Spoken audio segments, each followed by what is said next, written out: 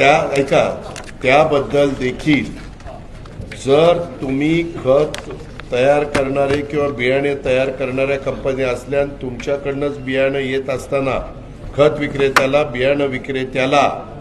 जर तिथं हे आमचं बियाणं घेतलं तरच आम्ही तुम्हाला ते बियाणं देऊ, हे खत घेतलं तरच आम्ही तुम्हाला ते खत देऊ, असं जर लिंकिंग करत असतील तर ऐका ना साहेब, आता प्रश्न विचारून उत्तर देऊ ना.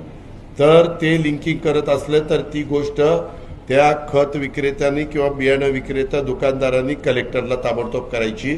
खरीपाचा आढावा घेत असताना हा मुद्दा काहींनी उपस्थित केलेला होता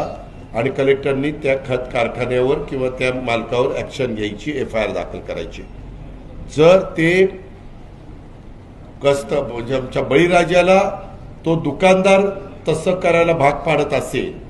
की तुम्हाला आम्ही हे खत देतो, तुम्ही ते खत घेतलं तर त्याच्याही बद्दल त्या दुकानदाराचा परवाना रद्द करण्याचा आणि त्याच्यावर पण कारवाई करण्याच्या बद्दलच्या